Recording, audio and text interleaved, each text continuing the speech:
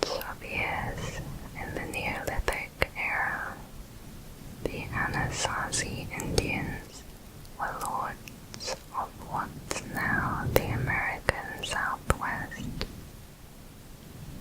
Their civilization was as complex and sophisticated as the Mayans. Then suddenly, the Anasazi disappeared. Their ruins included single buildings the size of the base of the Sears Tower, huge round ceremonial chambers with 90-ton ceilings,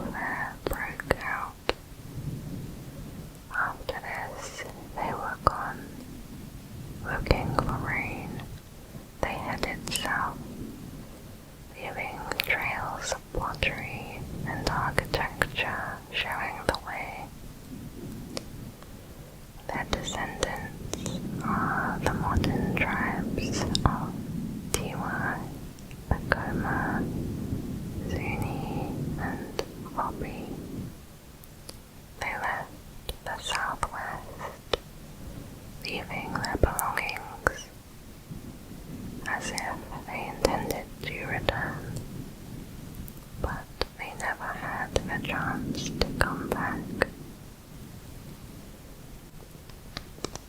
Next is 𝐜𝐵RI. The Greek pantheon of gods had many members. Not all were universal gods, such as Zeus or Poseidon, instead being tied to a specific place or activity, and not all were universally understood. There were cults of secret gods as well. The 𝐜𝐵RI were one example of this secret worship. This group of strange deities were worshipped in a mystery cult and were closely associated with Hephaestus, the blacksmith of the gods. However, the identities of these gods are not identified due to the secrecy. Because of this, much of the culture is not fully understood. It seems to draw on pre-Greek or other non-Greek elements from around the Mediterranean or even further. In general, they mostly worked metal and helped sailors. The inner secrets of the mystery cult have mostly been kept hidden. However, we do know that the aspiring members were asked to perform the worst action they had ever performed as one of 3 things in the initiation ceremony. They worshipped a mother goddess through orgies and sacrifices. They asked you to bare your soul in pursuit of enlightenment and protection.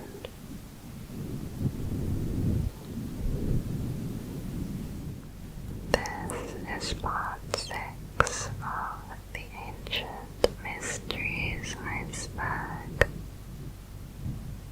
First is Adam's calendar. Adam's calendar may be the oldest man-made structure that is still in existence today.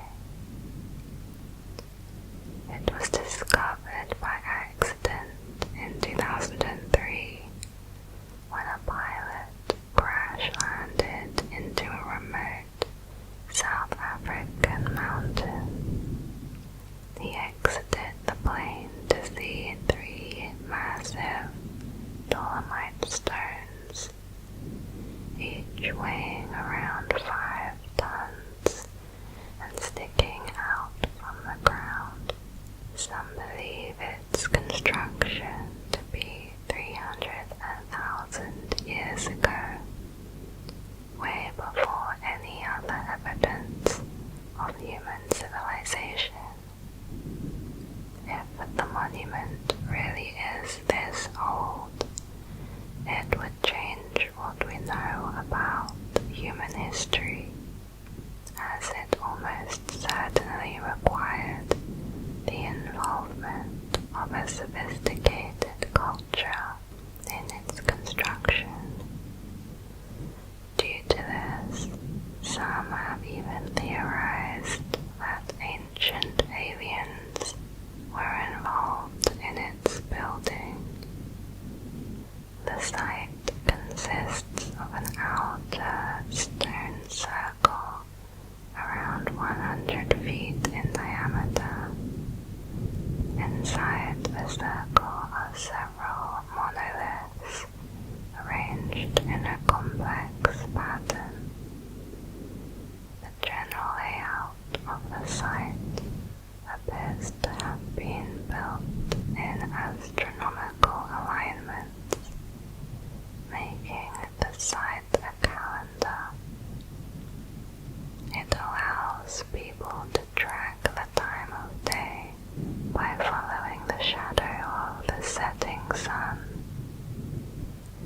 sun's shadow is cast by the taller monolith across the center of the flat stone beside it.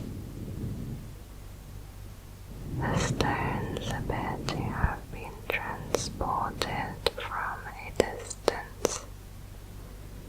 There are further stone circles surrounding the site, connected by a series of channels. Researchers believe these channels are rough roads leading to Adam's calendar. These channels do not just connect to Adam's calendar, but also to many other ancient ruins in the landscape.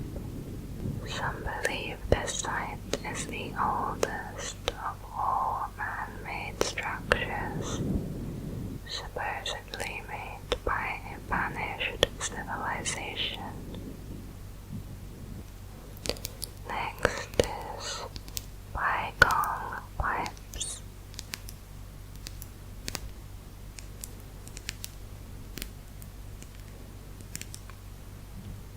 In China's Qinghai province, near Mount 𝐜𝐸𝐽, is a mysterious pyramid with 3 caves consisting of iron pipes that lead to a saltwater lake. The pipes, known as the 𝐜𝐸𝐽 pipes, are visible under the lake bed and can also be found on the shore. They are thought to be 150,000 years old. There are strangely shaped stones of unknown material protruding from the ground. 8% of the pipe's material could not be determined when tested. Archaeologists believe that the pipes were used to supply water to the pyramid, since so many of them have been found on the shore of the nearby lake. Until now, historians believed that humans only inhabited this region 30,000 years ago, and according to Chinese historians, these humans were nomads who were unlikely to build and install these pipes. The Chinese Academy of Social Sciences did not rule out the possibility of the existence of extraterrestrial involvement. A few researchers believed that it was left over by a prehistoric civilization, but their techniques were lost to the humans that came in to inhabit the region. However, there is no evidence for this theory. Another theory is that these are not pipes, but fossilized tree roots. Under certain temperatures and chemical conditions, it is theorized that tree roots can undergo the transformation of soil into rock and produce iron formations.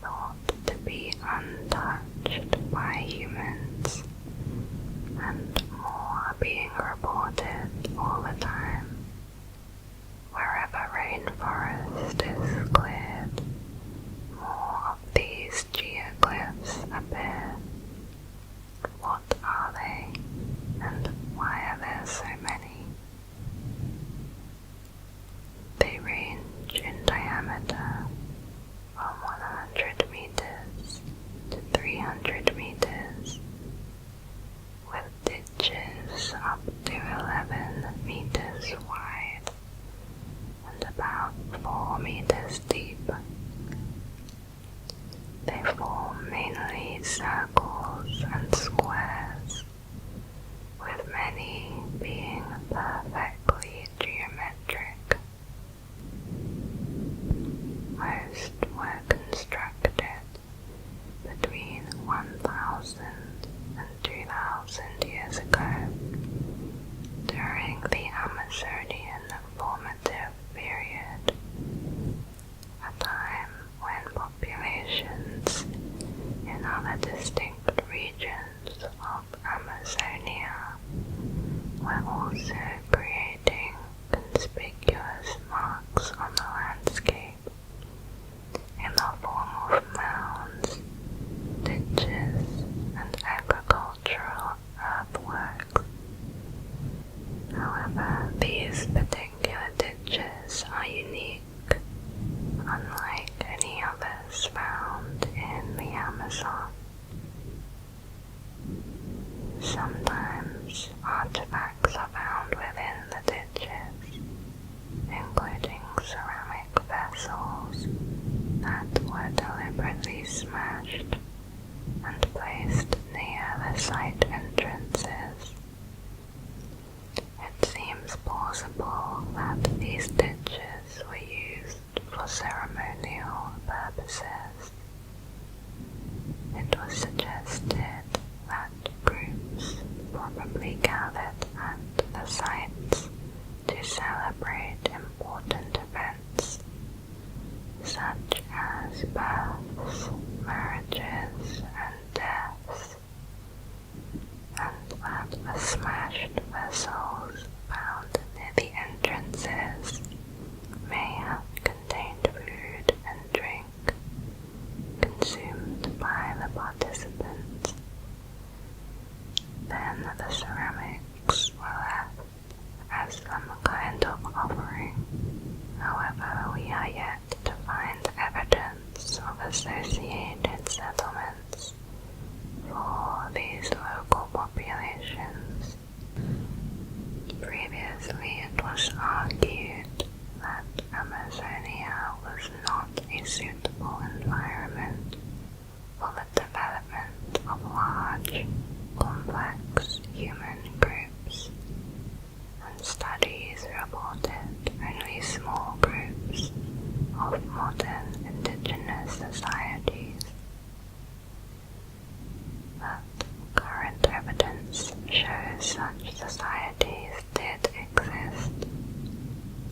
However, the extent to which the forests were transformed by humans remains highly debated, as this is where soils are the poorest, the rainforest the thickest, and water resources the farthest away. Many questions remain, including who would have wanted to live there, and how did people make a living in this supposedly hostile environment. Next is 𝐜𝐸𝐸ℎ𝐸𝐸ℸ.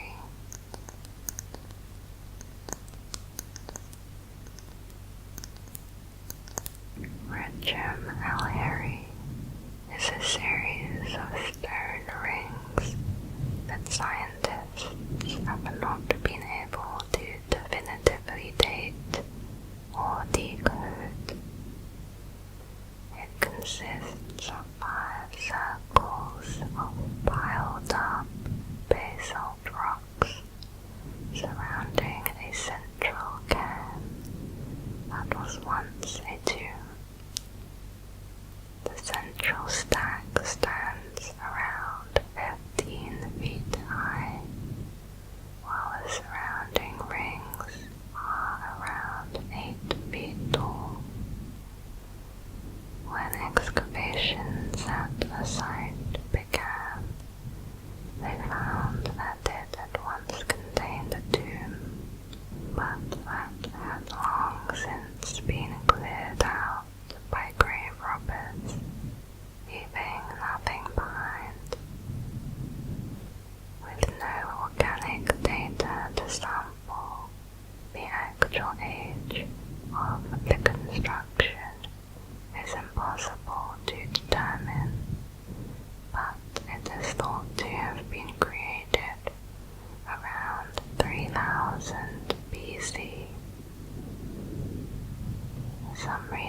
researchers have theorized that the site was related to a death ritual of some kind, possibly even being a site where the dead would be laid out to be devoured by birds. Others have suggested the formation was some kind of ancient church to megalithic gods. The most prevalent theory is that the rings were used as a celestial calendar that could measure the equinoxes and assist in astronomy. Next is the structure under the Sea of Galilee. Under the Sea of Galilee in Israel, a giant stone structure was found. Archaeologists are unsure of its purpose and how long ago it was built. The structure is cone-shaped, made of basalt cobbles and boulders.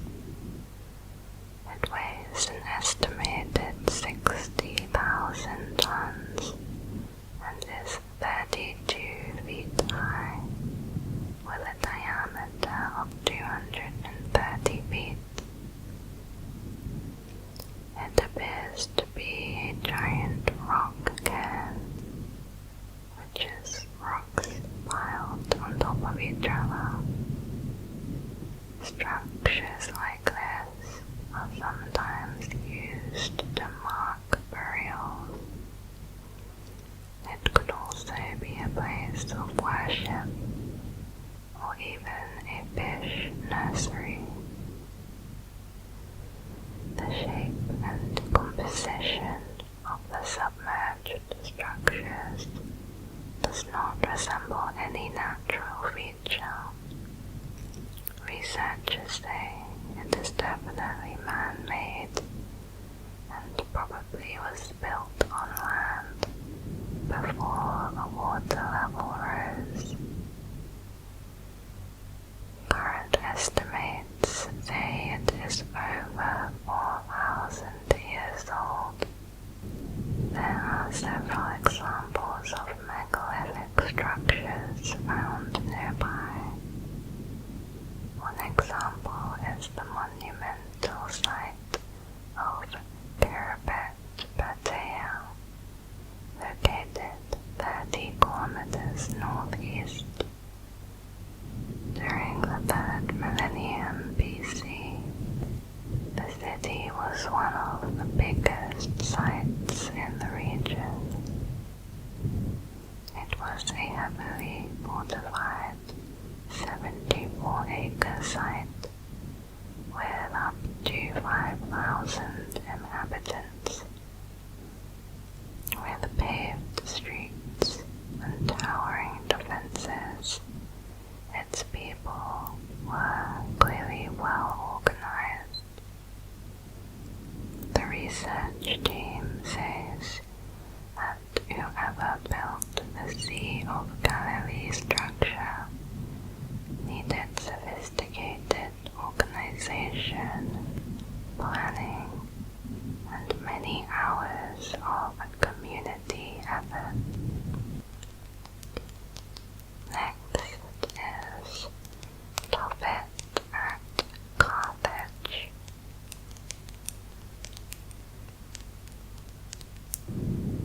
Ancient Carthage was a city in modern-day Tunisia, Africa, more than 2 millennia ago.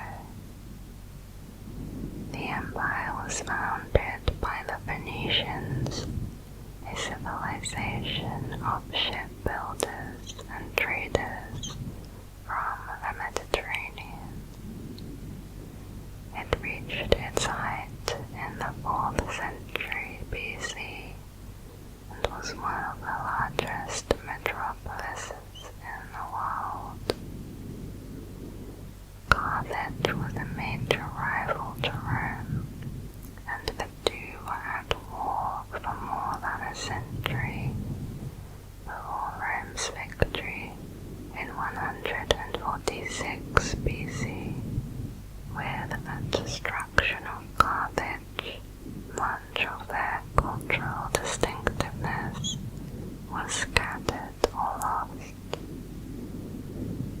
One of the things lost was the Tophet. A Tophet was a sacred site located outside of the city, where young children were buried.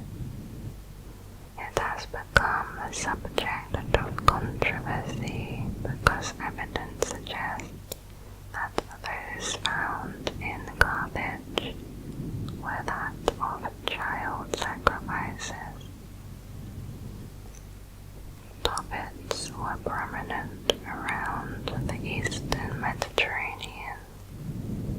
In the early 8th century BC, the term originates with the Hebrew Bible, where it references a religious ceremony performed in Jerusalem, which involves passing a child through the fire.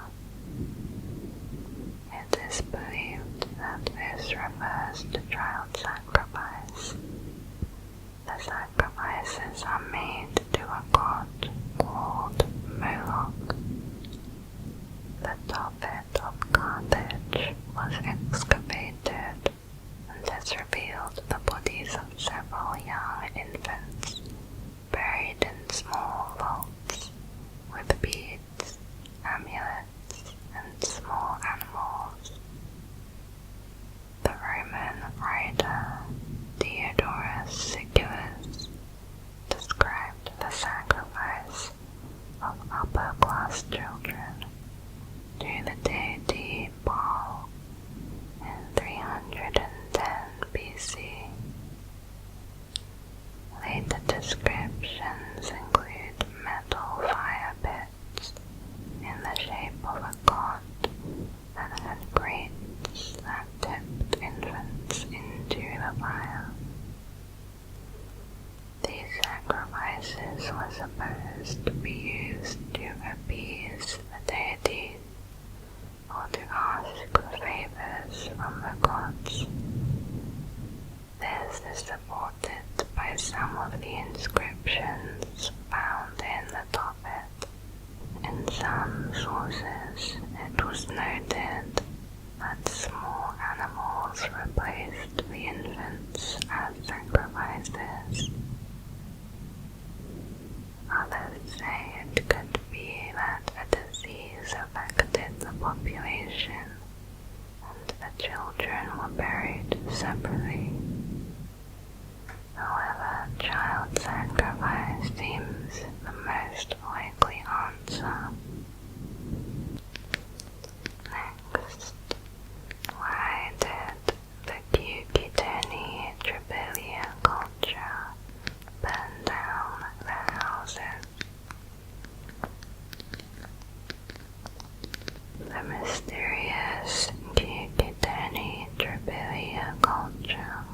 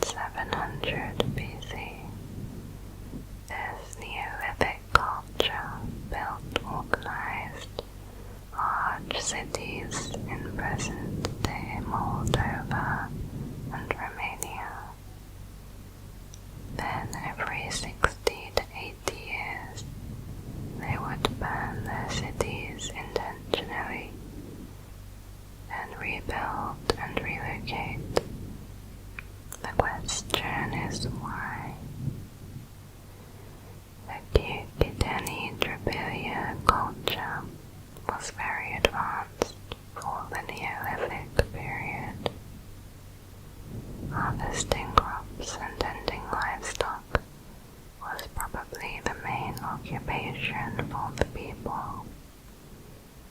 A number of temples, individual houses, and public structures were discovered. They were sophisticated, multi-story buildings made using wood.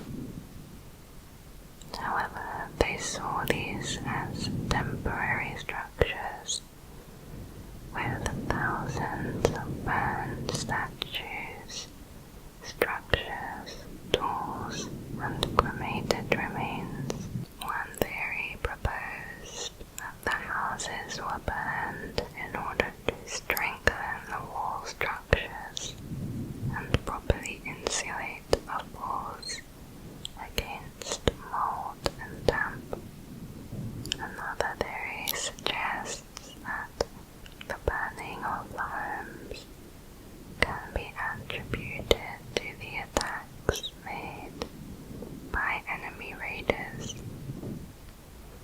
Another hypothesis states that the structures and settlements were burned in order to demolish the buildings and create more space.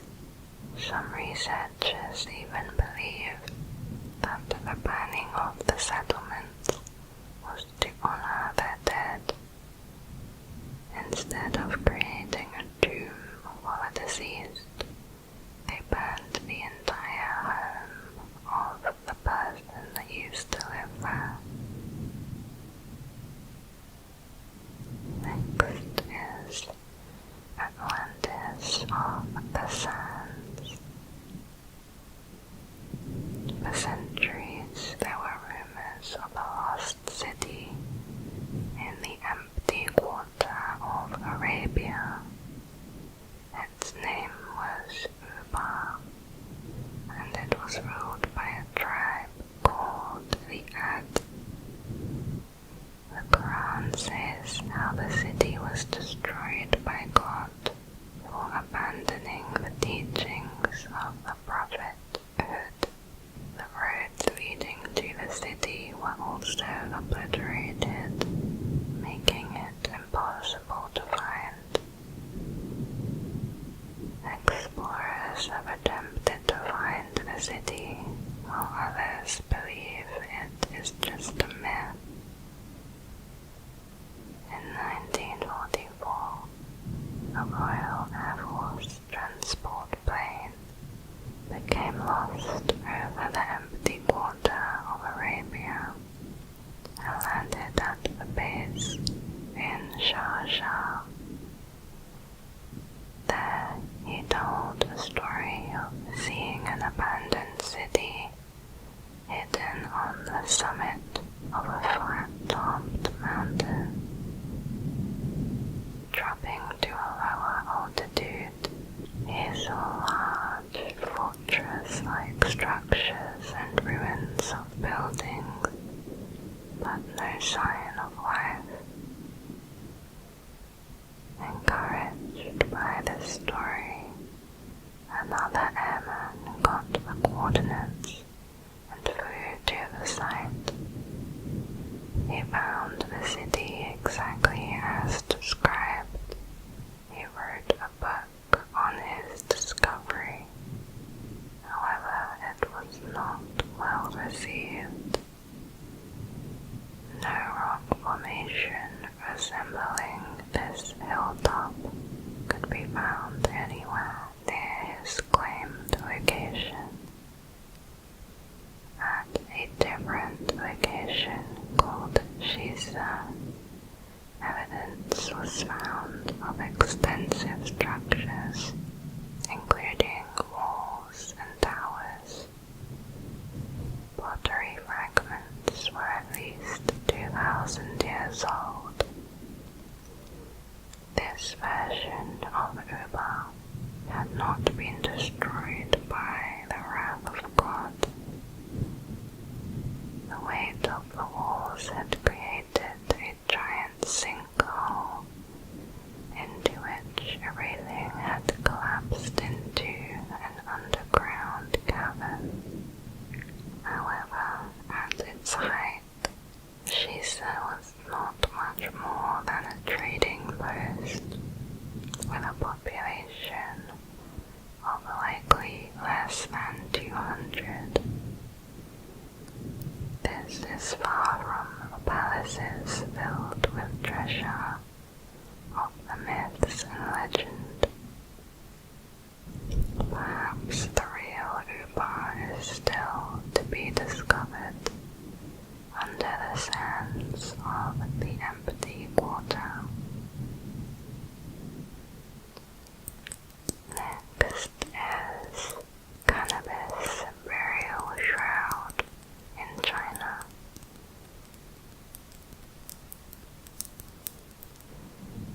Archaeologists unearthed well-preserved cannabis plants placed onto a corpse 2,500 years ago, found in an ancient burial in Durban, China.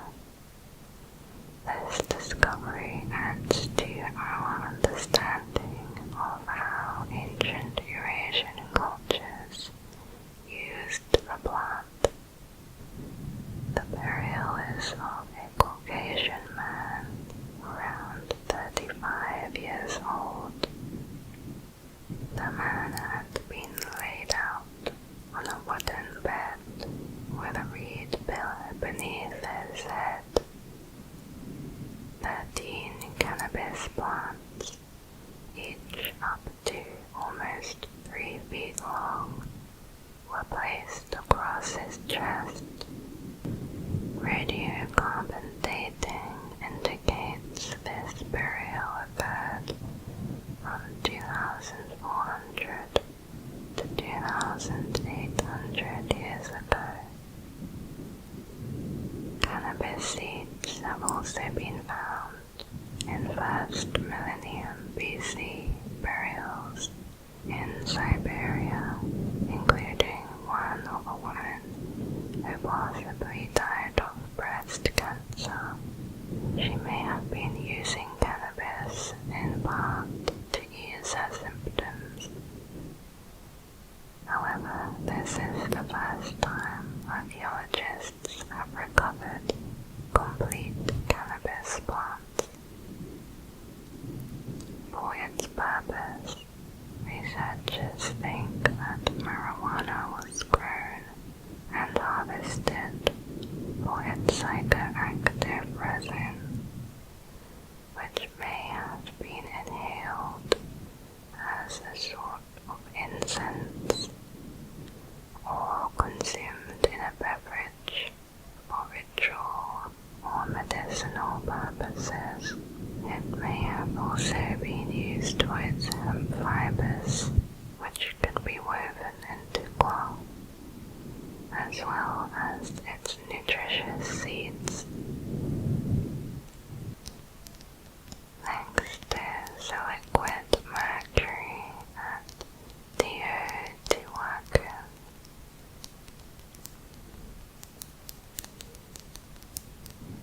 𝐜𝐴𝐤𝐥𝐿𝐴, Mexico, was the largest pre-Columbian city in the Americas for 500 years, with possibly 120,000 people living there.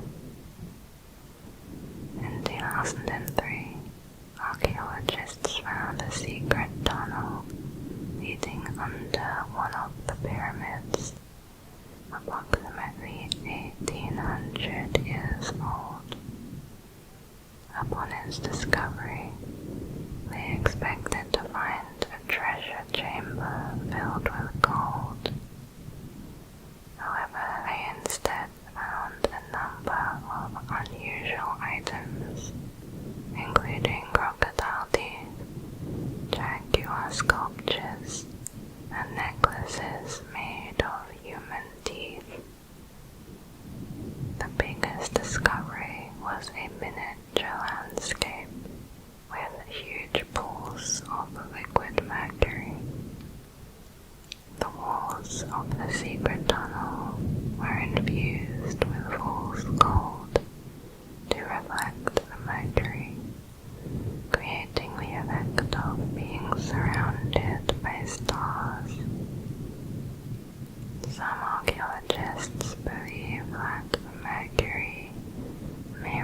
represent a sacred underworld river that leads the way to the royal tombs, since the remains of some 𝐜𝐸𝐥𝐞𝐭𝐞 kings have never been found.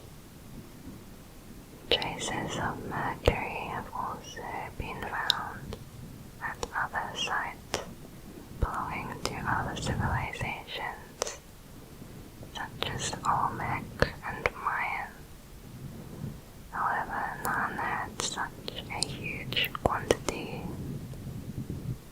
Mercury was rare in ancient Mexico, and the ore was difficult to mine. The mercury accumulation in Teotihuacan would have been extremely valuable, and it is believed that the lake of Mercury had a supernatural significance. But quite what that was remains a mystery.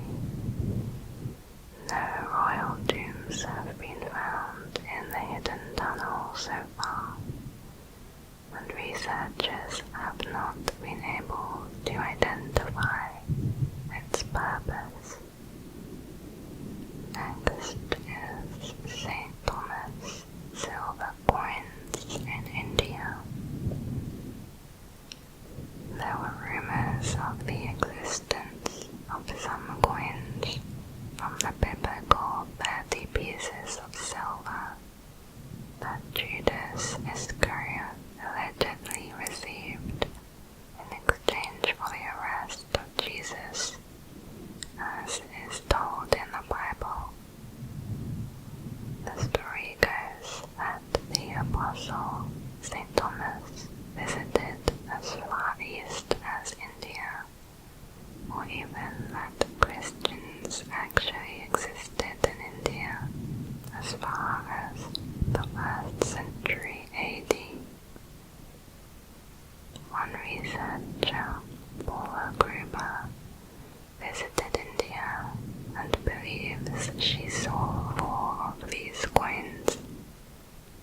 They were in the possession of an old lady, Parakuti, who told her stories where Christian patients went to pray before the coins, and the nuns claimed they experienced quick and complete recovery from their illnesses.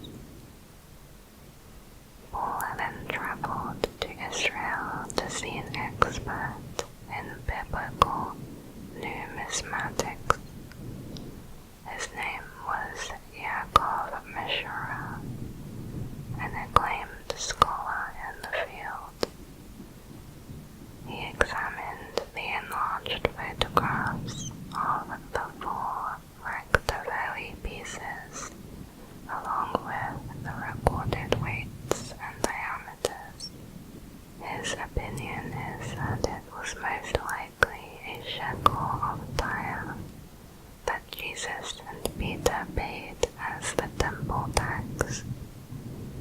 It is possible that the same shekels of Tyre were the coins that the priest of the temple paid to Judas, as mentioned in Matthew 26:15. Jacob said it may well have been 30 of these that Judas received from the priest. The 4 coins you have here definitely belong to a category of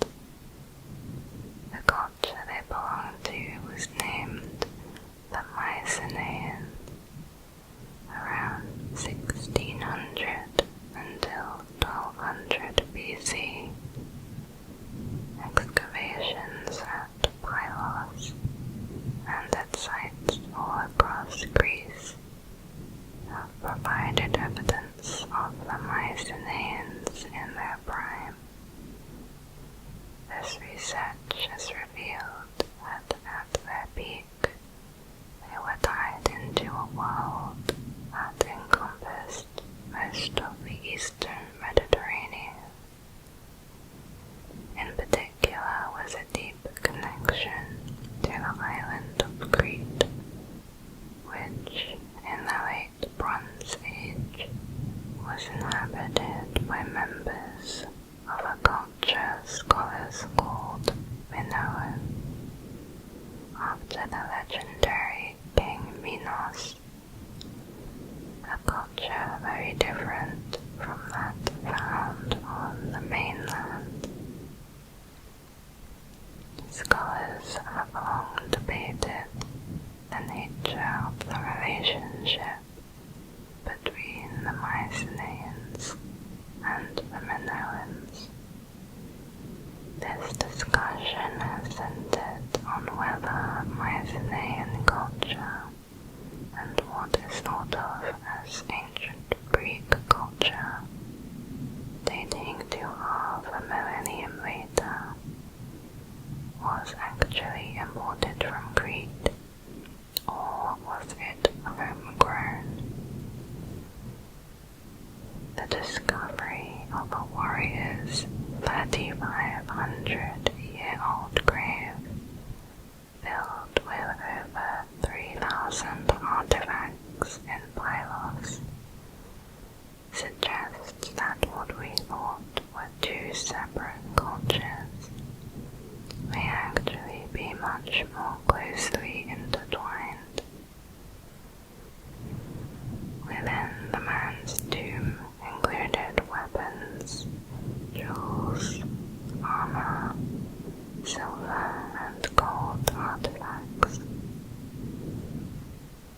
So far we have no idea of the identity of this man, other than that he was someone very important and very rich.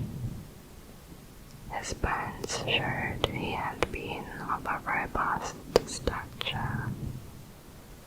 Along with objects found in the grave, it suggested he was a warrior, although he could also have been a priest, as many of the objects found with him had ritual significance.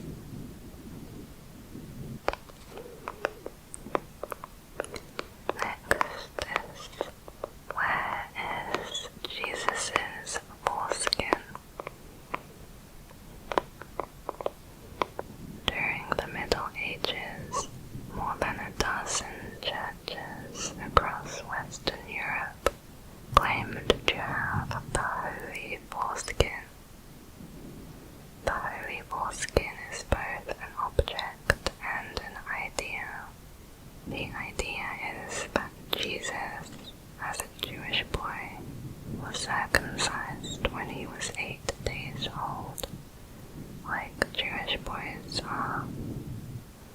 And in the Middle Ages, people developed this idea that his foreskin might still exist on Earth, and they developed a devotion to it. Throughout the history of Catholicism, holy relics were believed to withstand natural decay and were considered incorruptible. The first mention of Jesus' circumcision is in the book of Luke, which says he was circumcised on his 8th day. One of those alleged foreskin relics arrived in Rome around 799 AD, when King 𝐜𝐨𝐦𝐩𝐥𝐞𝐭𝐞 presented it as a gift to Pope Leo III. It remained in the papal Sancta Sanctorum reliquary until the sacking of Rome in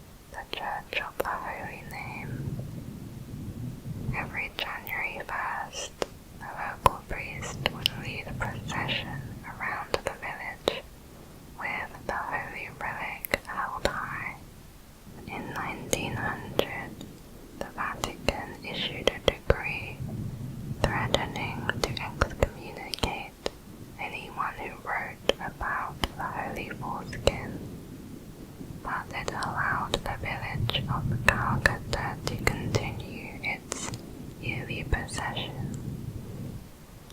In 1983, a few weeks before January 1st, the local priest went to check on the relic, but it was missing. Some suspected the priest had given it back to the Vatican. Others believe it was stolen by Satanists. Another theory is that it was stolen and sold on the black market. Next is Apollonius of Tyana. Apollonius of Tyana was called a magician, a fraud, a scientist, and many even believed he was a divine figure. They saw him as a pagan messiah, and he was more popular than Jesus for a while in the Roman Empire. It appears he lived in the 1st century AD. He was a Greek born in Tyana, which is now in modern Turkey. Apollonius was a religious teacher and later became a follower of Pythagoras and was heavily influenced by his philosophies.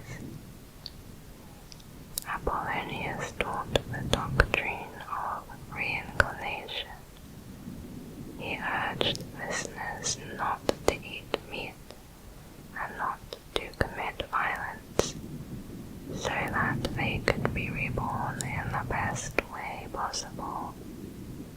Apollonius advocated that people should live a simple life. He lived a very Spartan existence, and once did not speak for 5 years. He also preached chastity and condemned the drinking of alcohol. Interestingly, Apollonius believed in one supreme god, but that prayers, rituals, and sacrifices were not required by this god. Instead, with meditation we could achieve a mystical union with the Supreme Being. He was also interested in science and was a supporter of the view that the Earth rotated around the Sun. He traveled to the known world and performed many miracles, which earned him a great following, and convinced many that he was some kind of savior. Among the miracles was saving the city of Ephesus from a plague. It is also claimed that he brought the daughter of a Roman senator back to life. In one case, he stopped a follower from marrying a woman who turned out to be a vampire, and in doing so saved his life. There are several accounts of the death of Apollonius. In one, he was arrested by Septimius Severus, but he disappeared from his cell and was never seen again. In another version, he rose into heaven from a temple in Asia Minor. In most stories, it is claimed he disappeared about the age of 100 and was still youthful. Damis, his earliest disciple, collected a series of notes on the life of his teacher. These were used to compose his biography. Although this is not considered to be very reliable, many researchers believe it was written on the instructions of the Empress Julia Domna, the wife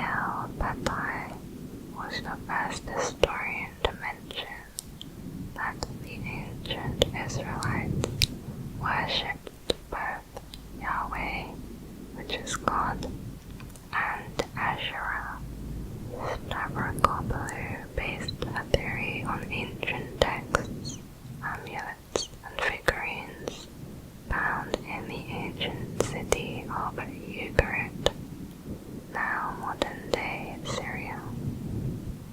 All of these artifacts reveal that Asherah was a powerful fertility goddess. According to Stavrokopoulou, Asherah's connection to Yahweh is spelled out in both the Bible and an 8th century BC inscription on pottery found in the Sinai Desert. Mentions of Goddess Asherah in the Hebrew Bible are rare and have been heavily edited by the ancient authors who gathered the texts together. Many English translations prefer to translate Asherah into sacred tree. Asherah as a tree symbol was even said to have been chopped down and burned outside the temple in acts of certain rulers who were trying to purify the cult and focus on the worship of a single male god, Yahweh. The ancient Israelites were polytheists, with only a small minority worshipping Yahweh alone.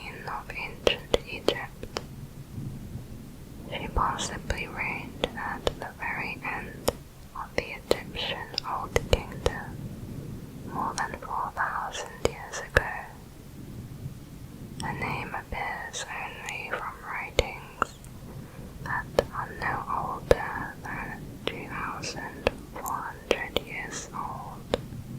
Some question whether she existed. She left no discrete inscriptions, tomb or monuments. However, there are kings who are accepted as fact when there is just as much evidence of their existence, if not less. The ancient writer Manetho of the 3rd century BC mentioned her by the name 𝐜𝐸𝐸, but Egyptologists dismissed this account that she built the 3rd pyramid. Her name means Neith is excellent. The 3rd pyramid at Saqqara is a monument to Neith, an ancient Egyptian goddess. But others say her name is a male name. The name Neith also appears on the tomb of one of the wives of King Pepi II. He ruled Upper Egypt for at least 60 years, near the end of the 6th dynasty of the Old Kingdom. Not long before she took power, it is thought she might have been Pepi's wife instead of Merenre I. However, Merenre I ruled for a long time and was not murdered. Also, the years of her reign do not correspond to Pepi's wife Neith, and Neith's tomb was not the 3rd pyramid at Saqqara. Some say it is most likely that she was the wife of Merenre 𝐸𝐸𝐻 II, her brother, who ruled for just 1 year after Pepi died.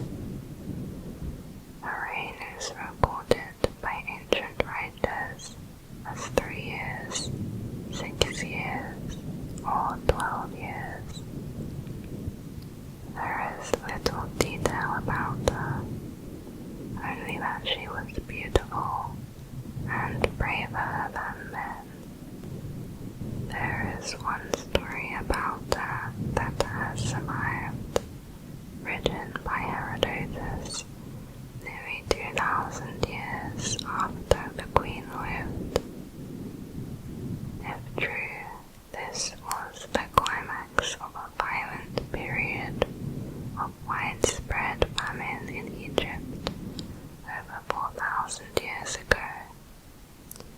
Citizens savagely murdered the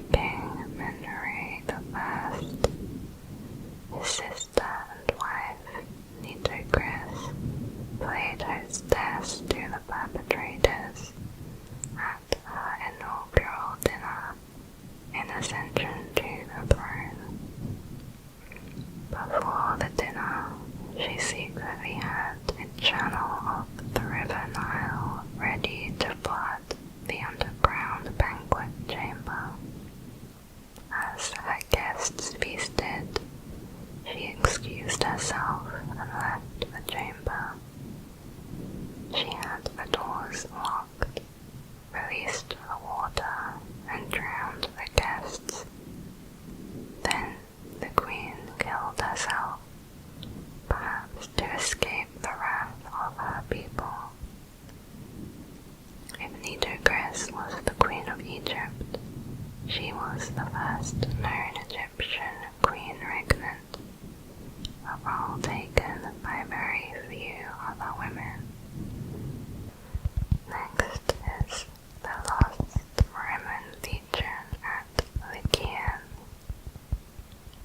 There is a myth that some of the modern-day residents of 𝐜𝐸𝐸 village in China are descendants of a group of Roman soldiers that were never accounted for after being captured in the Battle of 𝐜𝐸𝐸.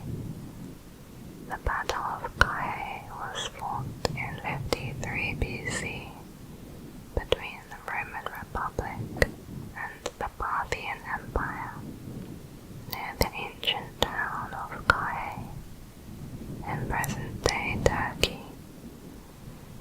An invading force of 7 legions of Roman infantry was lured into the desert and defeated.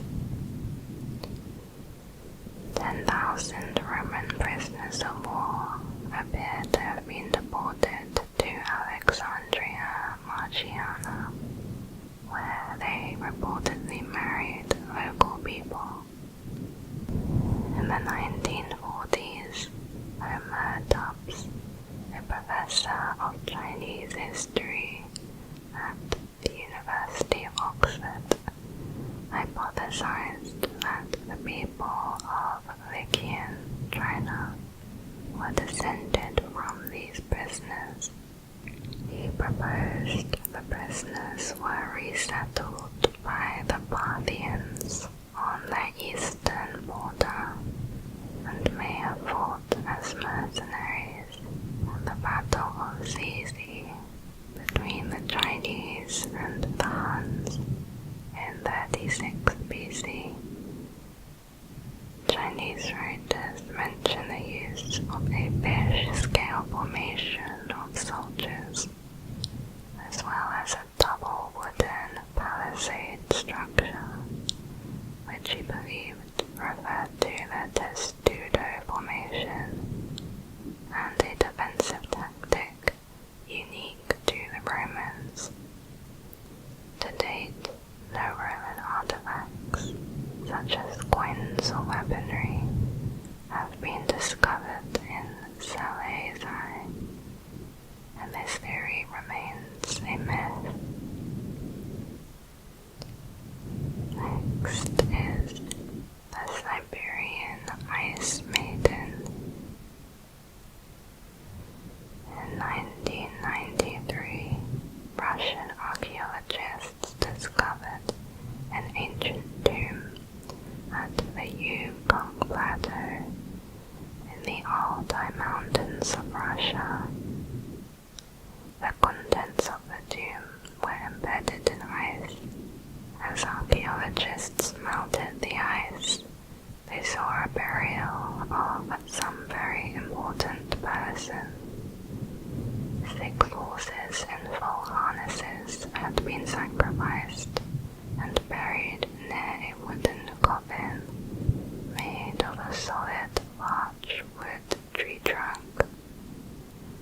Inside the coffin, a body of a young woman was interred, so well preserved that even the tattoos on her skin could be clearly seen. Archaeologists transported the body to carry out research. This caused an outrage among the Altai people. They believed this to be the princess of 𝐜𝐸𝐸𝐿 Plateau, nicknamed the Siberian Ice Maiden.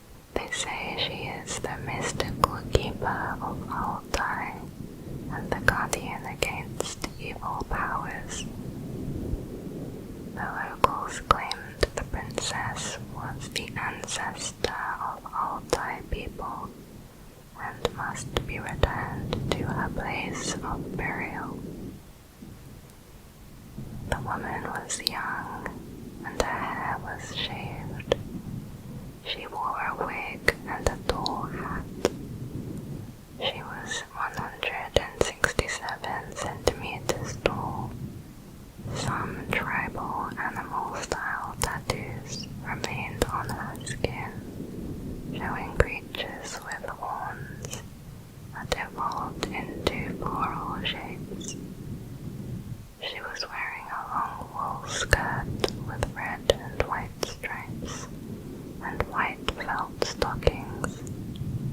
the maiden belonged to the 𝐜𝐴𝐸𝐸 culture.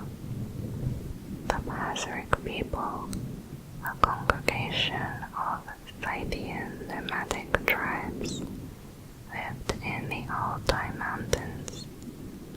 In the 6th to the 3rd centuries BC, many burials in this region were flooded and then frozen. The embalmed body was buried at least 3 months after death.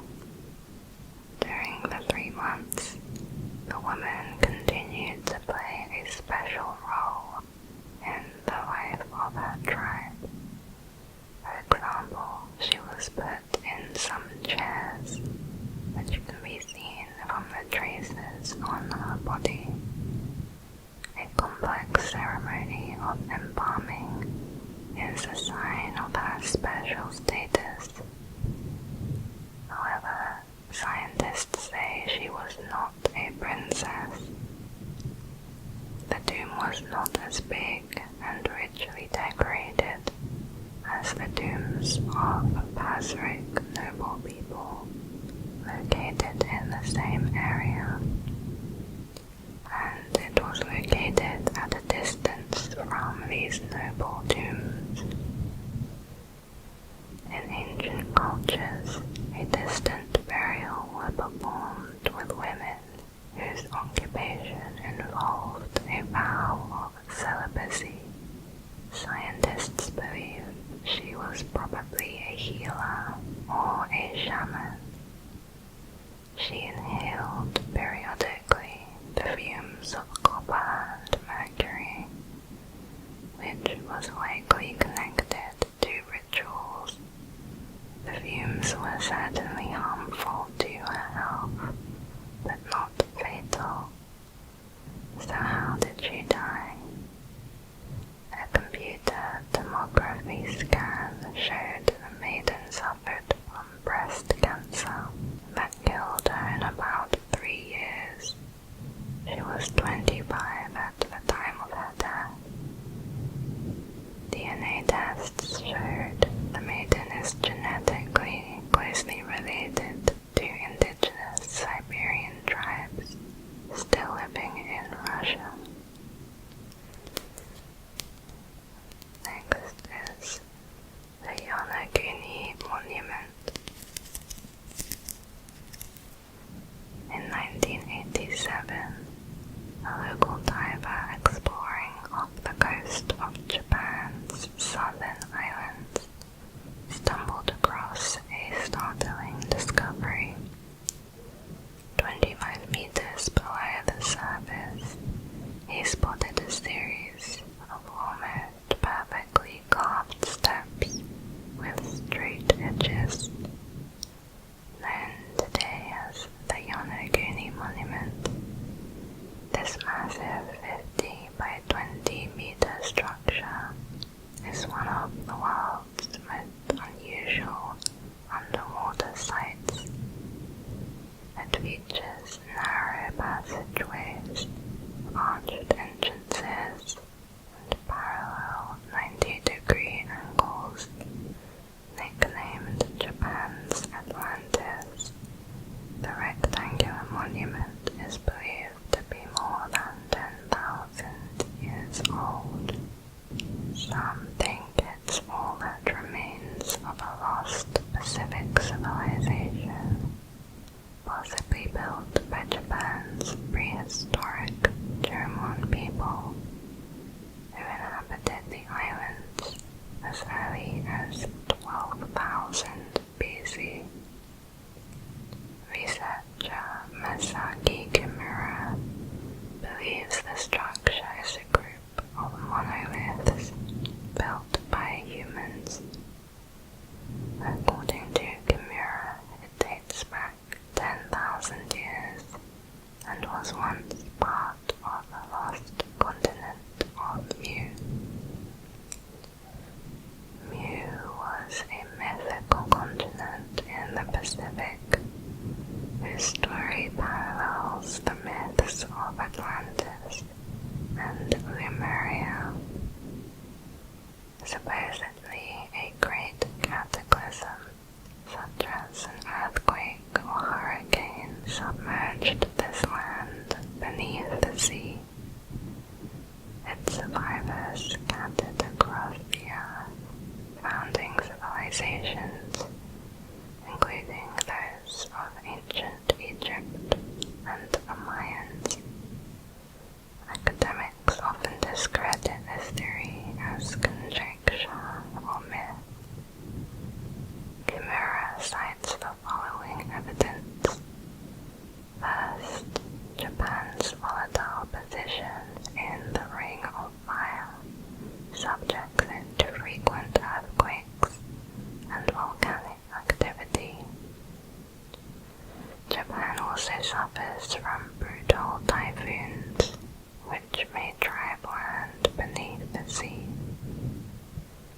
Second, he suggests the structure possesses possible statues that resemble animals, as well as rock carvings and holes where posts might have been. Third, he points out a structure's straight lines, sharp corners, supposedly